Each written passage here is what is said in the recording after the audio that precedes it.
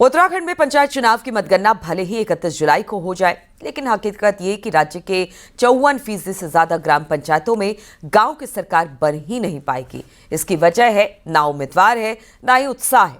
यही नहीं, जांच में 2700 से ज्यादा नामांकन खारिज हो गए। तो क्या पंचायत चुनाव को गंभीरता से नहीं लिया जा रहा, या फिर वजह कुछ और है? देखिए जरा इस रिपोर्ट में।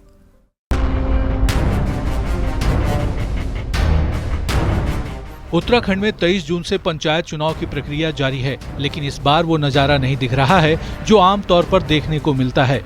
किसी भी ग्राम पंचायत में कम से कम 7 सदस्य होते हैं जो चुनकर आते हैं और इनके 2/3 बहुमत से ग्राम पंचायत का गठन होता है। लेकिन इस बार ग्राम पंचायत सदस्य पद पर चुनाव लड़ने के लिए लोग ढूंढे नहीं मिल रहे हैं।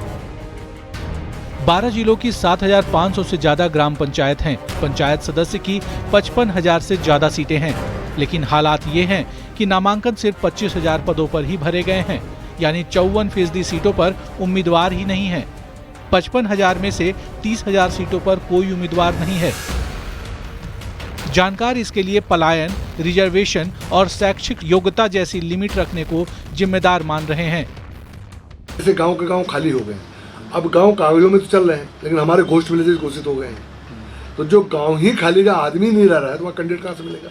हमने क्वालिफिकेशन का एक उसमें बैरियर लगा रखा है कि जैसे हमने 8वीं पास को प्रधान रखा हुआ है।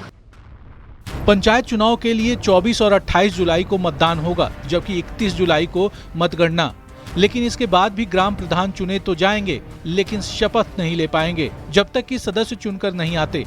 यानी 31 जुलाई के बाद पंचायत सदस्यों के लिए एक और चुनाव अधिसूचना जारी होगी। पंचायत के चुनाव में सबसे कमजोर अगर पहलू कोई है तो ग्राम पंचायत सदस्यों का पहले चरण में नामांकन न करवाना, और उसकी वजह से राज्य की बड़ी संख्या में ग्राम पंचायतें गठित नहीं हो पाती हैं। इस पूरे मसले पर कोई शांत और बेफिक्र है तो वो है राज्य निर्वाचन आयोग। आयोग का कोई भी अफसर इस मसले पर कुछ भी बोलने को तैयार नहीं है कि आखिर क्या कारण है कि लोकतंत्र की सबसे छोटी और पहली सीढ़ी से लोगों का मोह भंग हो रहा है। देहरादून से न्यूज़ 18 के लिए सुनील नौप्रभात की रिपोर्ट। हरिद्वार नगर निगम जमीन घोटाले में सस्पेंड अफसरों को चार्जशीट थमाने की तैयारी हो चुकी है। फिर जवाब के बाद तय होगा कि जांच कौन करेगा और किस तरह से होगा। वहीं जांच का दायरा बड़ा हुआ तो कुछ और अफसरों पर भी शिकंजा कस सकता है। देखिए जरा यह रिपोर्ट।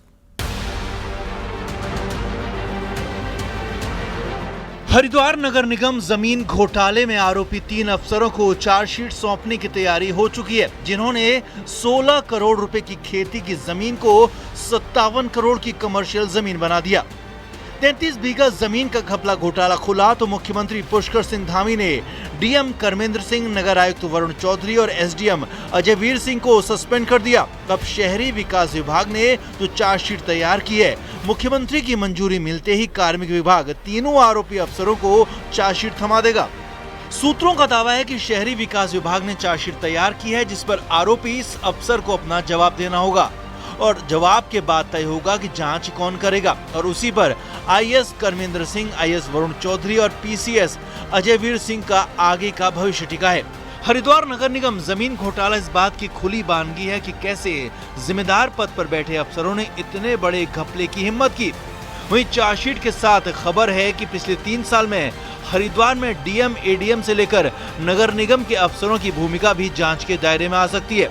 मामला भले ही नवंबर 2024 का हो, लेकिन खबर है कि जमीन खरीदने का प्लान और तैयारी काफी पहले कर ली गई थी।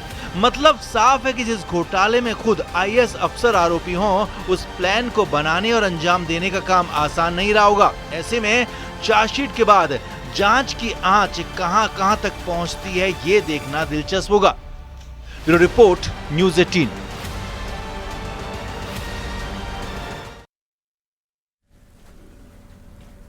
नैनीताल प्रशासन ने भूमियाधार के पास अतिक्रमण को हटाया है। इन सभी को पहले ही प्रशासन ने हटने के निर्देश दिए, लेकिन ये हटने को तैयार नहीं।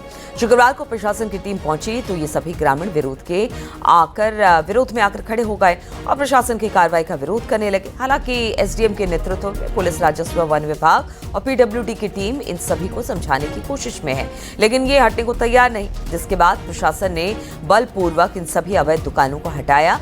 इससे पहले भी 3 बार इन लोगों को हटाया गया, लेकिन ये लोग फिर दुकान लगा लेते हैं।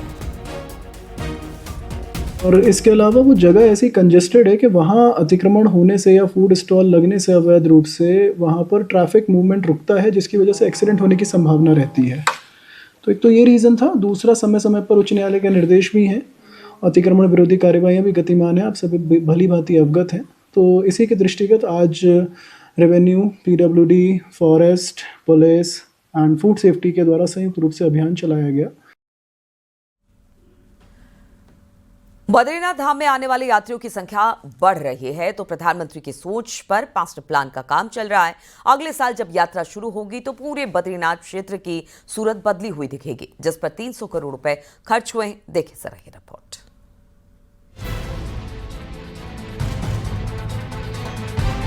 बद्रीनाथ धाम में चल रहा मास्टर प्लान का काम अगले साल जून तक पूरा हो जाएगा। यानी साल 2026 में बद्रीनाथ की यात्रा पर आने वाले यात्रियों को ये पूरा इलाका सुविधाओं के साथ बदला हुआ दिखेगा। बद्रीनाथ में मास्टर प्लान के तहत 300 करोड़ के काम चल रहे हैं, जिन्हें यात्रियों की संख्या और जरूरतों को ध्यान में रखते हुए किया जा रहा है। अब तक जो काम 100% पूरे हो चुके हैं और जो आपको नजर आएंगे उनमें बद्रीश झील, शेषनेत्र झील, अंतर्राज्यीय बस टर्मिनल और पार्किंग, टूरिस्ट मैनेजमेंट सेंटर, यात्रियों के टॉयलेट और नहाने के लिए सिविल एमिनिटी बिल्डिंग, BRO की सड़क और 1 वे लूप रोड का काम शामिल है।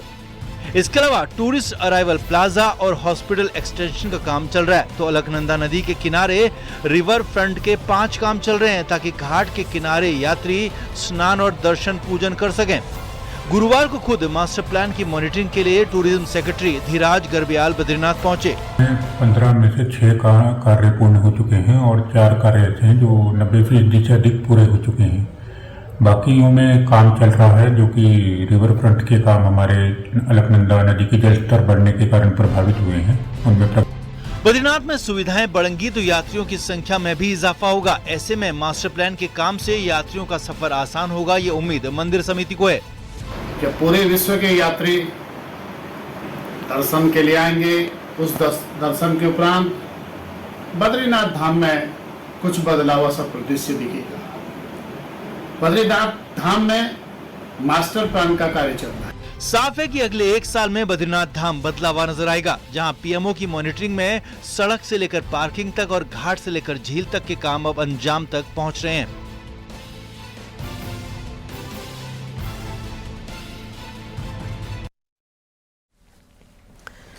चमोली हेमकुंड साहिब में मानसून की बारिश के बाद की खूबसूरत तस्वीर भी सामने आ रही है। चारों तरफ बादल और हरियाली के साथ गुरुद्वारा हेमकुंड साहिब बेहद खूबसूरत नजर आ रहा है। हालांकि हेमकुंड साहिब में श्रद्धालु की संख्या में कमी है, यहां 500 के आसपास श्रद्धालु पहुंच रहे हैं। हेमकुंड साहिब में इस बार से रिकॉर्ड 2,20,000 श्रद्धालु अभी तक माथा टेकने के लिए पहुंच चुके हैं। तो बारिश के बीच हेमकुंड साहिब की सुंदर तस्वीर आप देख पा रहे हैं। यहाँ जाना थोड़ा मुश्किल ज़रूर है, क्योंकि पीछे हमने देखा कि बारिश और बर्फबारी की वजह से यहाँ पर यात्रियों की तादाद कम रही, लेकिन इस बार भी यात्रियों का जाना वहाँ पर रहा और बाकी सारे रिकॉर्ड टूटे हैं, क्योंकि कहा यह जा रहा है कि इस दौरान करीब 2 लाख श्रद्धालु वहाँ पर पहुँचे और उन्होंने मत्था टेका है। तो ये खूबसूरत तस्वीरें हेमकुंड साहिब की।